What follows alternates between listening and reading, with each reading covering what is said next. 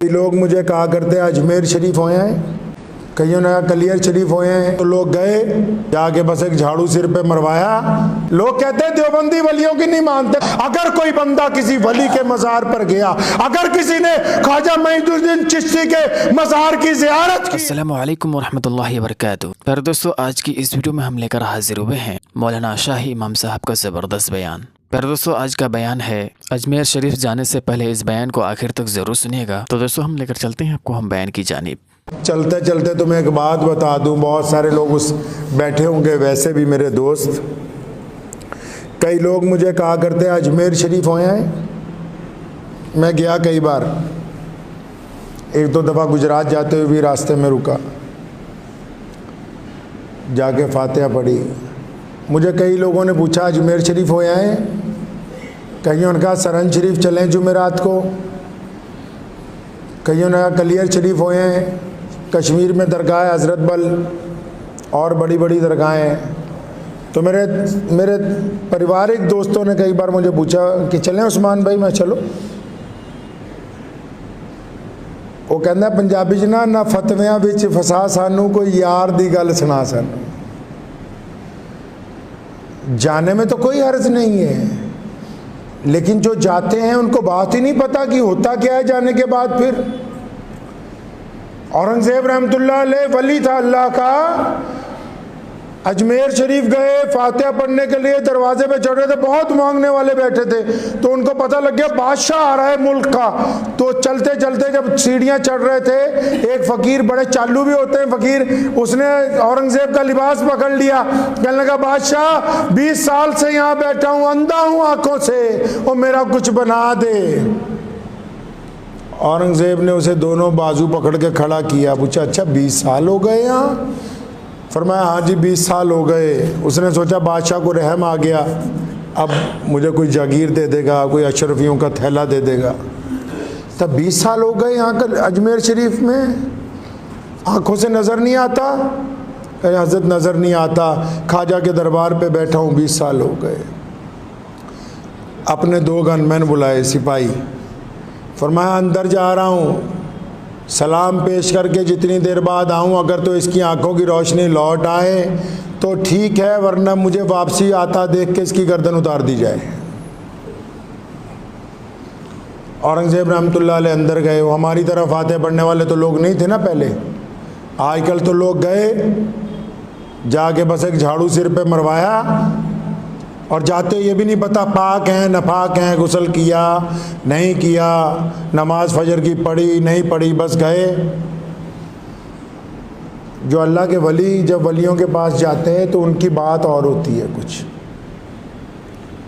تو اورنگزیب رحمۃ اللہ علیہ جب گئے اندر، کافی وقت بعد آئے ادھر، یہ باہر رو رو کے دعائیں کر رہا کہ یا اللہ بادشاہ آیا ہوا ہے، روشنی ہے نہیں آنکھوں کی، 20 سال ہو گئے خواجہ کے باہر بیٹھے ہوئے، رسول اللہ صلی اللہ علیہ وسلم کے صدقے اپنے اس ولی کی طفیل، یا تو آپ مجھے آنکھوں کی روشنی دے دیں، نہیں تو یہ تو میری گردن آج مار ہی دے گا۔ آپ پڑھیں فتاوی عالمگیری کو، لکھا ہے کہ اورنگزیب جب باہر آیا، آنے سے پہلے اس کے سارے طبق روشن ہو گئے، اللہ نے دعا بھی سن لی اور اس کو نظر بھی آنے لگا۔ جناب اورنگزیب نے اس کے کندھے پہ ہاتھ رکھ کے کہا تھا کہ اللہ جو آتے ہیں ان کی نیتیں خود خراب ہوتی ہیں، اور الزام اللہ اور اس کے ولیوں پر دیتے ہو کہ ہماری دعا قبول نہیں ہوئی۔ میں بتاتا ہوں آپ کو مسئلہ، لوگ کہتے ہیں دیوبندی ولیوں کی نہیں مانتے، کون کہتا نہیں مانتا؟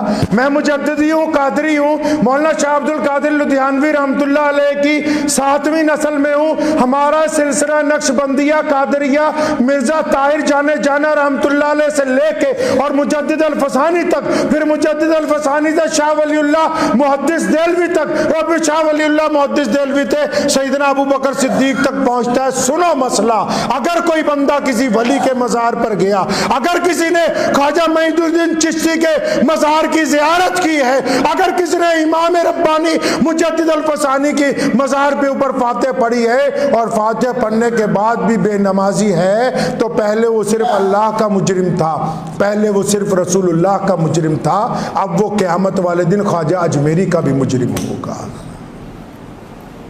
یہ نہیں بتایا کسی نے؟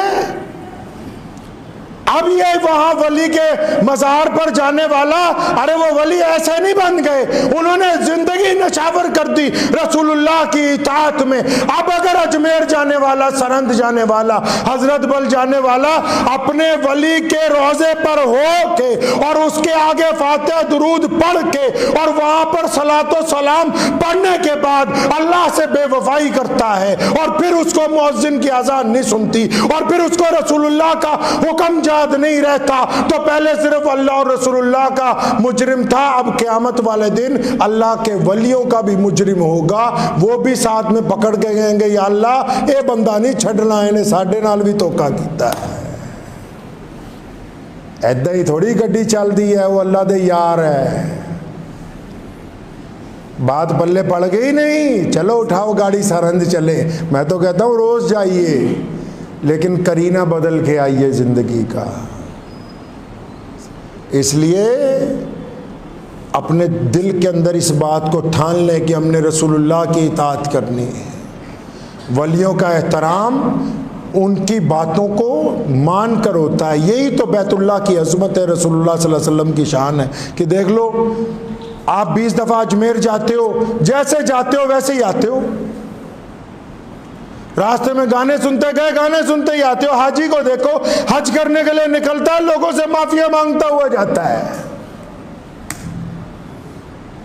अल्लाह के घर का मुकाबला कायनात की कोई इमारत नहीं कर सकती, कोई इमारत नहीं कर सकती अल्लाह के घर का मुकाबला कायनात की। अल्लाह के घर की तरफ जब बंदा जाता है माफिया मांगता जाता है, और जब आता है तो वापस गर्दन का सरिया निकाल के आता है, फिर सारी जिंदगी लोगों के साथ मोहब्बत ही बांटता गुजार देता है। दुआ कीजिए अल्लाह ताला मुझे भी और आप सबको भी इन बातों पे अमल की तौफीक। माशाअल्लाह, बहुत ही खूबसूरत अंदाज से बयान फरमा रहे थे मौलाना शाह इमाम साहब ने। प्यारे दोस्तों, हम उम्मीद करते हैं आपको बयान पसंद आए होंगे। दोस्तों, अगर आपको बयान पसंद आए हैं तो अभी तक हमारे चैनल को सब्सक्राइब नहीं किए तो सब्सक्राइब भी कर लीजिएगा और वीडियो को लाइक और शेयर भी कर दीजिएगा। तो प्यारे दोस्तों, मिलते हैं किसी नेक्स्ट वीडियो में, जब तक के लिए अस्सलामु अलैकुम, खुदा हाफिज़।